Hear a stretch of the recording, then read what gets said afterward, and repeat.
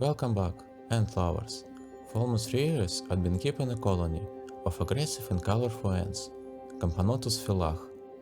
This is very large ants from diverse genus camponotus. They also are known as African carpenter ants or sugar ants. And from the very beginning I wanted to give them an appropriate art world, resembling a small piece of an African desert. An art world in which I could observe these ants in almost natural conditions, exploring a huge variety of their behavior, and also to make a bunch of new films about the species.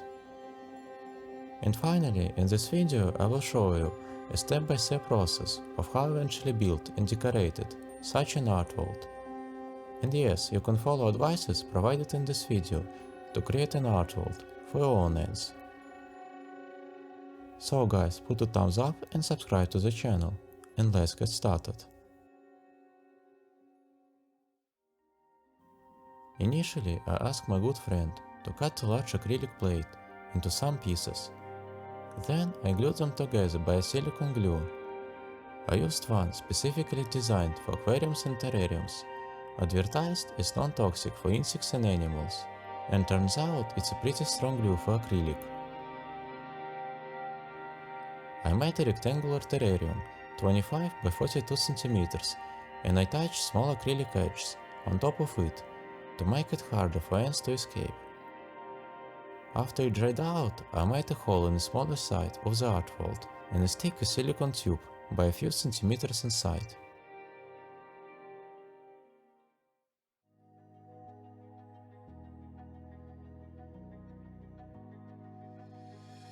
At the next stage, I started decorating the art world. In order to do it, I decided to use grout for joints as material for base, just because I want to make sure that my ants won't destroy the hardscape in a couple of days after connecting the art world. I chose a beige one with yellow shade to mimic natural desert rocks. But as alternative you can also use gypsum or even cement, a natural paint, to give it a color. I didn't draw or even plan the hardscape before I started making it. I just had more or less clear idea how it eventually should look like.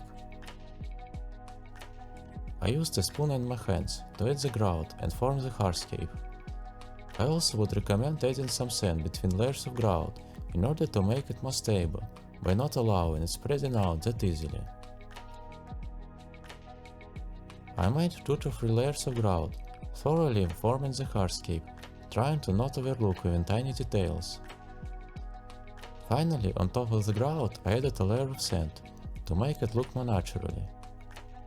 Also, it probably will allow ants to climb on the grout and move across the art world very easily.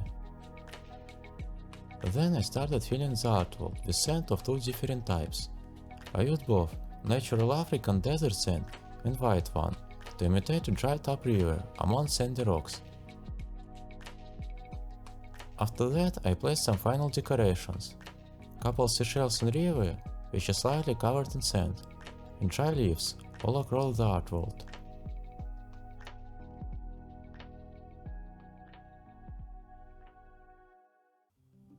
And now it's a time for a final decoration. Above the entrance I'm placing a large, dry sakura branch. It should give the art world some 3D volume and create more threat for the ants. And let's just take a look at what we eventually got.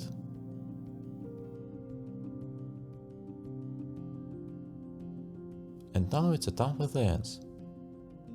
I'm trying to attach a silicone tube to the nest, however it's not that easy.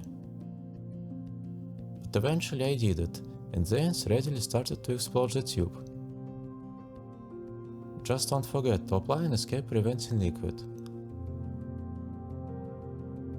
After that I opened the entrance, releasing the ants into the art world. They immediately started to explore it. They slowly moved forward, carefully pointing their antennae high into the air. However, first scouts were slightly shy, and in small groups wandered around the entrance without going too far. Then some ants decided to climb on the sakura branch. And soon they got more curious and crossed the river, exploring a second part of the art world.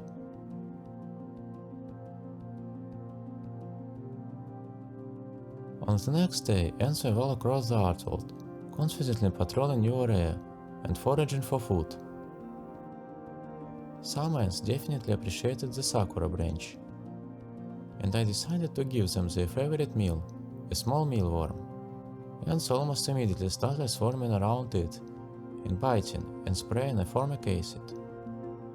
However, mealworm is a quite big and well-armored insect, and normally for this kind of prey, the species uses specialized major workers with larger heads and mandibles.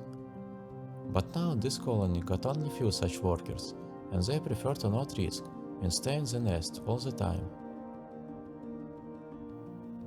I also noticed that some ants were slightly shaken. I knew that's a sign of dehydration. The ants actually have a water source inside the old nest, but apparently some of them spend too much time at the Earthworld without visiting the nest. And thus I managed to give them some drinking water, and after that the problem quickly disappeared. However, the ants actually are nocturnal, which means they are predominantly active at night rather than during the day. Around sunset, dozens of ant scouts start to climb on the sakura branch and swarm on its tips. They move up and down, pointing their antennae in all directions, scanning the air. I'm not exactly sure whether they look for food or trying to establish a one direction. Or maybe they are even doing something completely different. But sometimes it looks really amazing.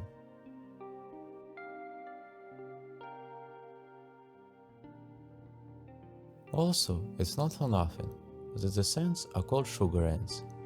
They absolutely love all sugary substances, and along with various insects, it's their main food source in nature. And I often feed them by fresh honey, which is much preferable to pure sugary water, because it also contains some other nutrients. It's always fascinating to watch how ants drink a tiny droplet of honey for many minutes, and then share it with each other.